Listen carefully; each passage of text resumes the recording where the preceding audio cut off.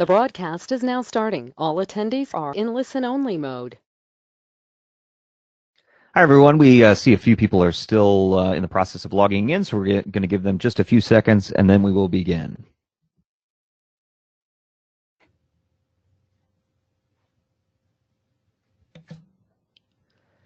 Welcome, everyone, to part one of our spring webinar series. For this round, we'll be highlighting data from Ratings Prospects Study number 13. My name is PJ. I'm the head of product and business development, along with Lee Jacobs, who is our head of research at NuVoodoo. We've got a few things to go over today, and as always, this is not a sales pitch for our services, though we will point out a couple of things that we do, just in case you're not familiar with us. Almost all of this information we hope will help you be successful in the coming months. If you have any questions about what you see today, there's a place in your GoToWebinar control panel to submit them, and we'll do our best to get to as many as possible at the end. In today's webinar, which should take about 30 minutes, we'll start by tackling smart speaker trends, specifically as it relates to people likely to be in your ratings panel. As we look through that ratings prospect prism, we will also track the advertising channels that they pay the most attention to, as well as the kinds of messages and tactics that resonate with them and will get them to listen more. Because social media is so prevalent and important not only to society in general, but to people likely to be in the rating sample in particular, we'll continue to trend which platforms perform the best, both in general and sliced into things like specific demo and format affinities. And with all the negative publicity surrounding things like data privacy, we'll check in with the audience to see if that is manifested into trust issues. Finally, we'll take a quick look at what's coming up in part two of our spring series before diving into your questions. But to get there, we have to start here with me turning things over to Lee. And thanks, PJ, and thanks for all of you for being here for today's webinar. We got a lot of ground to cover, and we've promised to be through in just 30 minutes, but if you have questions along the way, just chat them in on the GoToWebinar control panel on your screen, and our producer, Jake, will be keeping track of the questions that come in, and we'll do our best to respond to them after we get through the presentation. As PJ said, the data we're showing today are taken primarily from our 13th NuVoodoo Ratings Prospect Study. We interviewed 3,084 respondents ages 14 to 54 across all the PPM markets. The sample is set up to be proportional to market population, so there are more interviews from New York than there are from, say, Memphis, and we've weighted the interviews to match the characteristics of those combined 48 markets in terms of gender, age, and ethnicity. We conduct all of our research at NuVoodoo using compensated online samples, so respondents immediately have at least one thing in common with Nielsen respondents. They're getting paid for their opinions. And these data were collected in early January as people resuming their regular lives after the holidays. So right at the top, we'll start with an update on smart speakers. We began tracking penetration of smart speakers back in 2017. And right out of the gate, we saw 30% of these 14 to 54s in these top U.S. markets with access to a smart speakers. And the numbers continue to climb. Based on our interviews, now slightly over 2 in 5 have a smart speaker in their home. And by no means is this the top of the market. While some worry about their privacy with a little device listening to everything they say and every noise they make, most of us willingly make the trade-off for the convenience that smart speakers bring into our lives. And it's Amazon that's leading the charge through the entry-level, though the entry-level Google Home Mini continues to make inroads. Of course, both lines, as well as devices from Apple and other companies, continue to extend. Now, whether you want it big or small or with a screen or without, there's probably at least one on the market. And we've been tracking where people are putting these devices. When we started looking at this a few studies back, it was kind of balanced between the living room and the bedroom and maybe the den or the kitchen, but it's been solidifying the past 2 studies. Now, fully half of these smart speakers end up in the bedroom. And we think that's incredibly exciting news, a device you can listen to in the bedroom. In 2019, we know clock radios are about as common as rotary phones. So having a device in the bedroom that people can use to listen to, I don't know, a radio station morning show instead of always defaulting to GMA or Today, burbling away on the bedroom TV while they get ready is really terrific. You'll also note the numbers here total up to 183%, meaning that for many, smart speakers multiply in homes. The Nielsen data released last summer based on 2,000 interviews say that about 40% of that group that has a smart speaker have more than one in their homes. When we ask people that have used a smart speaker what they've used it to do, the number 2 answer behind getting the weather is to listen to an FM station from their area. Now, this doesn't say they do that all the time or it equates to any level of TSL or preference, but it does show that people recognize that listening to the radio is a thing they can do with their device. Listening to an area FM station across the past 2 studies is flat at 39%, and listening to AM radio, third from the bottom on this chart, is down 17 to 14%. And as you look through, what's up is digital radio, Spotify, Pandora, Amazon Music, and all those free trials of the Amazon Music Unlimited service with your new Echo device. Podcasts up as well, and you can imagine the potential for Google to market free trials of their new YouTube Music service as an enticement to sell new Google Home devices. And the barrier with all things on smart speakers is getting them to play or do what you want when you want it. And spurred by verbatim comments picked up in client studies in 2018, we asked smart speaker owners to agree or disagree with this statement, that they've had problems when asking smart speakers to play one of their favorite AM or FM stations. And 46%, nearly half, agreed. And while going for the big win and getting users to enable station-branded skills so that they get the richest possible experience with your station on their smart speaker is enticing, just ensuring that they know what to say to Hey Google or to Alexa to get your station to play is mission critical. Now, one of the reasons why these studies are so important to us on the marketing side of the business is because it helps us guide our clients into the most effective ways to reach their audience, not just the what, but the where. Certainly the largest sandboxes that we play in are direct mail, digital, and workplace telemarketing, but we never want to assume that these are the only tactics to focus on. Because there are other options out there, we test them all and want to make sure that the recommendations that we make to our clients are the most effective ones possible, both overall, but especially as you drill deeper into the data and look at more specific demos and format partisanship. With this study, we started splitting out the key social media channels separately as places that people notice ads. And that's the underlying question that we're showing here. Do you notice ads? And they take different forms, but we've shortened them into the convenient buckets that we all know. The leading channels are consistent with what we've been seeing in the past studies. It's a combination of digital, direct mail, and outdoor that float to the top. Though Facebook and direct mail, you'll notice, are weaker among the youngest demo here. Instagram makes up for Facebook's weakness among 14 to 24, and it also smothers Snapchat, its arch rival. The top channels also overall do well serving the top quintile of FM listeners, those you need to influence the most. Of course, they're also the ones who are most likely to notice ads on the radio, so they're the first to hear your station promos and positioning and also your contest announcements. We're able to split out a dozen different music format P1 groups here and separately look at the most effective ad media reach for each. And I'll let this linger for a moment before I show you the spoken word P1s. These are overall numbers across all the PPM markets, and we all know that some markets are better than others for outdoor, so make sure you know the tendency of your market as you review these data. Over in the talk radio camp, spoken word, note that NPR P1s don't seem to pay much attention to radio ads, unlike other spoken word P1 groups. Of course, NPR P1s don't think of those underwriting announcements as ads, even though we all know that they really actually are. We have a proprietary set of 4 questions to qualify the respondents we feel would be likely to accept a meter and meet the criteria necessary to stay in the panel. And we show the overall pool here labeled PPM likely, and also PPM likelies broken up by demo, and also a column of PPM 60s, those who we believe would participate in the panel and listen to terrestrial radio at least an hour a day, 60 minutes per day.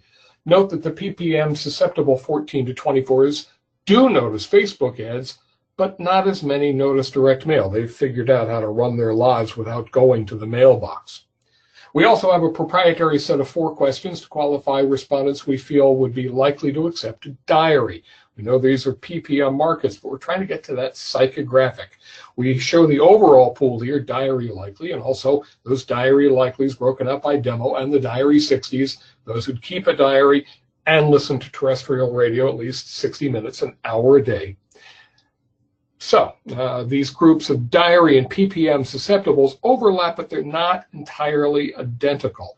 You'll notice that compared to ppm susceptible 14 to 24s, the diary susceptible 14 to 24s are much more likely to notice direct mail. But remember, these are paper-oriented people who say they'd keep track of their radio listening in a pamphlet.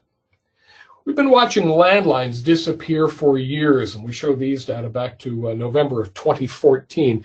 The remaining landline households are down to 42%. Two-thirds of those won't answer a call. So residential telemarketing is now playing for about 1 in 7, if you can find them at home. And with all the games that telemarketers are playing with the numbers they display on caller ID, we predict the percentage answering their landlines will be trending down in the next year.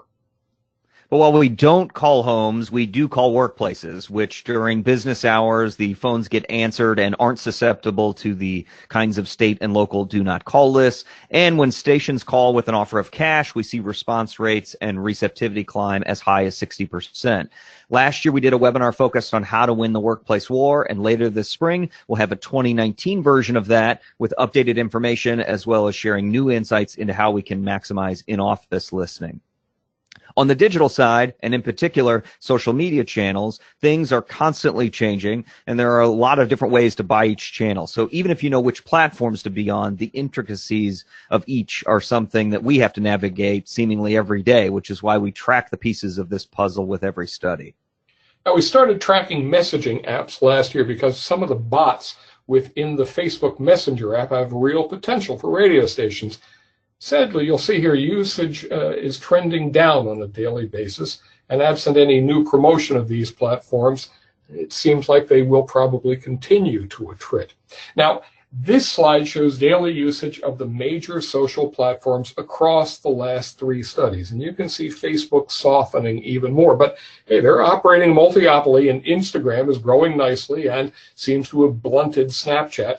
Meanwhile, in spite of all the media attention that it's received, Twitter is just kind of stalled there, burbling along now at 26% daily usage. Drilling down on Facebook shows their continued losses at the young end, and while it's the mothership that's softened across the demos, it's still really a pretty big number at 2554 and 3554. So here's the big 6 social channels plus Nextdoor, which seems to be gaining some media attention, even if it's not yet turning into usage. Looking at daily usage, though, you see the gaping hole, 14 to 24 Facebook. That's their problem. But look at the big numbers it racks up at 3554 and 2554, keeping it head and shoulders at the top of this pack among those demos. Now here they are broken out by P1 groups for a dozen music formats. Instagram, very potent for the younger targeted formats, but Facebook remains at the top of the heap in a lot of the 25-54 targeted formats. YouTube, also strong, especially in formats with a huge new music component, except for one current-oriented format. Yep, there it is on the right side of the page, country. Overall, the top quintiles of FM listening, it's Facebook and YouTube, and those are some deep daily usage stats, 74% per day for Facebook, 70% for YouTube. Twitter even gets some lift among the heaviest FM users, reminding us to stay on the strategy with organic posts across social media, even if you might not spend money on all of them. Now, here are the PPM susceptibles. These are antenna up kind of people. They are looking at media and engaged with it more than those who wouldn't participate in the ratings. The big 3 remain YouTube, Facebook, Instagram, and it all depends on who you're targeting. Facebook's thin on the younger end, and Instagram's thin on the older end. Here are the PPM susceptibles broken out by format P1s. We've had to artfully combine some format P1 groups to have sufficient numbers of respondents. In some cases, that's AC and classic rock, rock and alt library. P1s, I mean classic rock, classic hits, and 80s formats, mostly jacks. And you'll notice PPM likely country P1s love Facebook. And here are the diary susceptibles. They're similar, but not identical to the PPM susceptibles. Big three social channels remain YouTube, Facebook, and Instagram. And again, it depends on who you're targeting. As with the PPM likelies, Facebook's thin the younger end, Instagram's thin on the older end. But we've been looking at daily usage stats. It's analogous to daily CUME in PPM. Here are the diary susceptibles broken out by format P1s. Spoken word P1s remain connected by the big three, but over a third of them also use Twitter every day. Here's compulsive social usage, at least 4 times a day. Those checking in reflexively whenever they have a spare moment or need to defeat boredom. The overall numbers aren't so huge, but notice the lift among the PPM susceptible crowd and the strong presence of Facebook, especially among the PPM 60s, PPM susceptibles who use terrestrial at least an hour a day. In other words, very important people to us. When it comes to multiple touches per day, the oldest PPM likelies aren't available in big numbers anywhere except Facebook, while the younger end concentrates on YouTube and Instagram. Looking at compulsive social usage, at least 4 times per day among diary susceptibles, Snapchat ekes ahead of Instagram among 14 to 24s, but Facebook touches better than half the 25-54s at least 4 times a day. That's a lot of opportunities to connect with them and to bend their listening behavior to your goals. Now, we're sensitive to looking for ways to predict which platforms are going to start showing weakness in the future. So we've started tracking other performance indicators, like whether people feel they're posting as much as they were a year ago. Here I'm showing you a net number of posting more minus posting less. And you see how Facebook is just stalled there at the bottom of this table. Pinterest isn't getting strong positive momentum either. And actually, YouTube isn't as well. But that's a platform on which fewer people ever actually post. Yet among the heaviest quintiles of FM listeners, all the platforms look comparatively healthy. And while I'll spare you having to look at the data among the media-friendly people who are PPM or diary susceptible, all those numbers are positive as well. We can also look at the perceptions of whether the services have gotten better or gotten worse. Here, the net better minus worse numbers trended over our past 2 studies. You'll see that Facebook is stalled while YouTube and Instagram are perceived as improving by growing numbers, and Snapchat is also perceived at getting better by a larger group, meaning that Instagram has to get busy and figure out what's driving that perception so they can find a way to steal any new Snapchat thunder. Now, everything is always rosier among the media active rating susceptibles. Even Facebook is around 30 points for the better side among these consumers. Now I'm showing you trust. Now, we started looking at whether people trust social media to keep their information secure after last year's Facebook Cambridge Analytica data gaffe.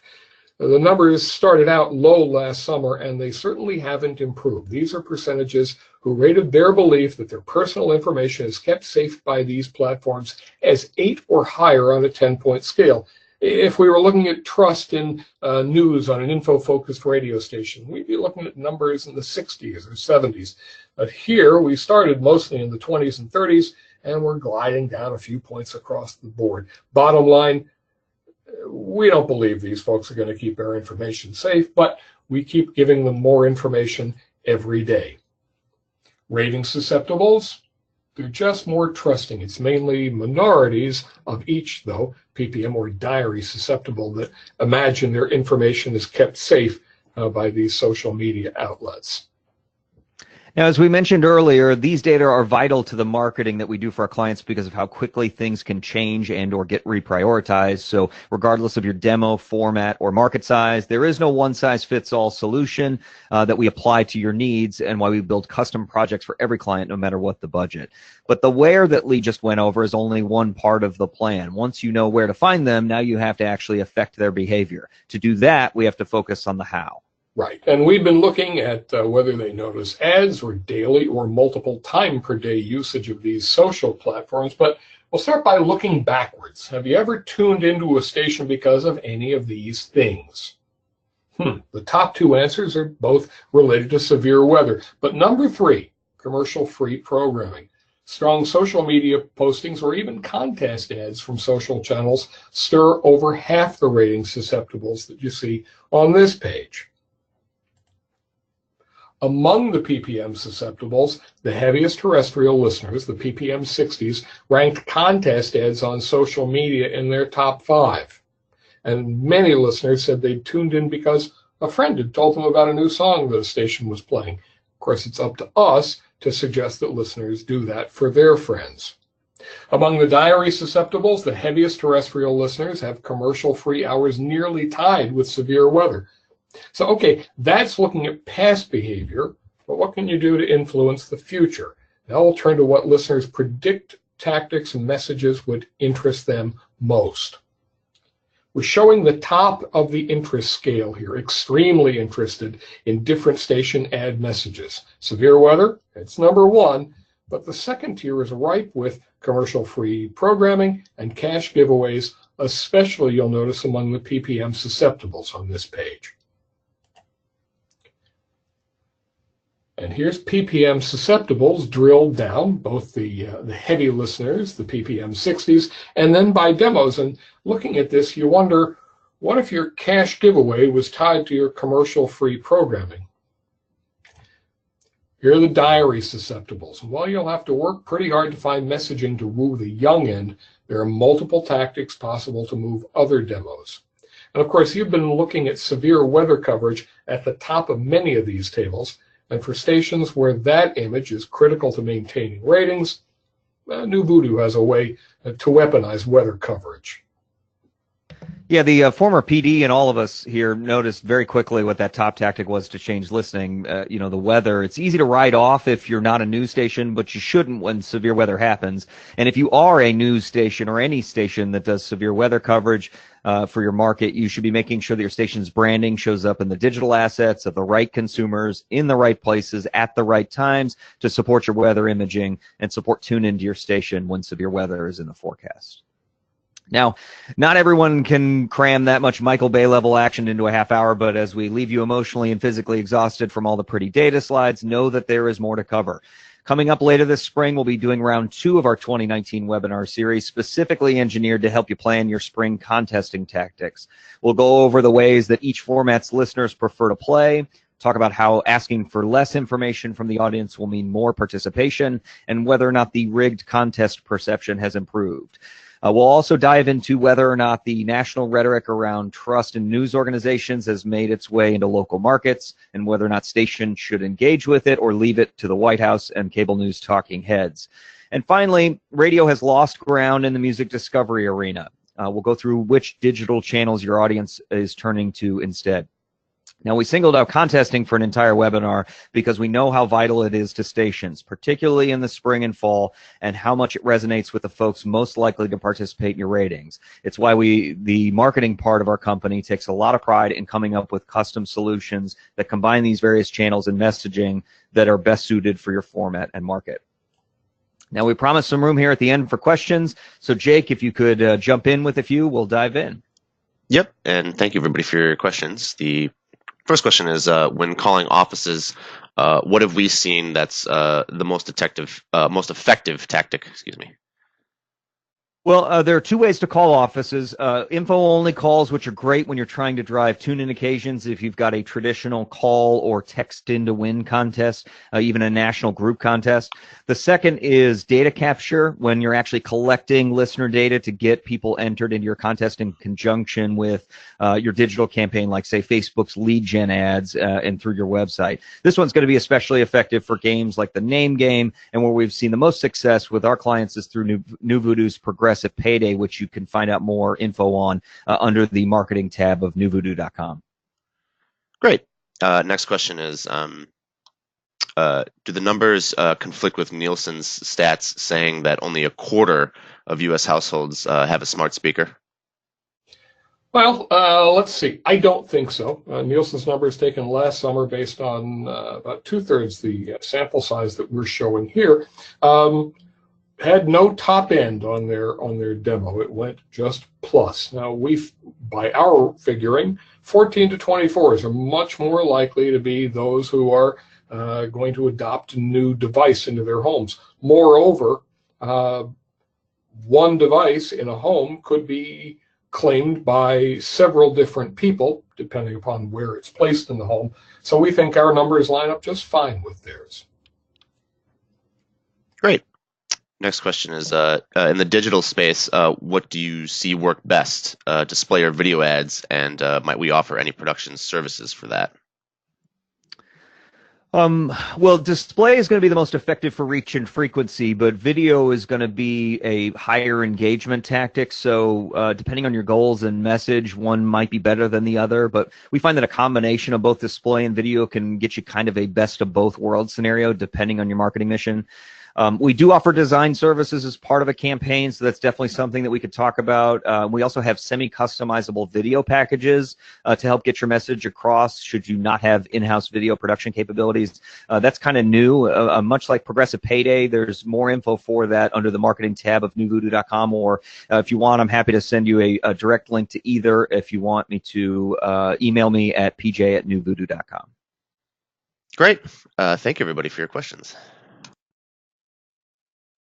Great. Well, once this webinar has concluded, you're going to get a link in the next 24 hours in your email to a recording in case you'd like to revisit anything that we went over today. And if you missed any of our webinars from 2018, you can check those out at NuVoodoo.com/webinars at your leisure. We really appreciate your time today. And as always, we hope the ratings gods look favorably upon you in the future.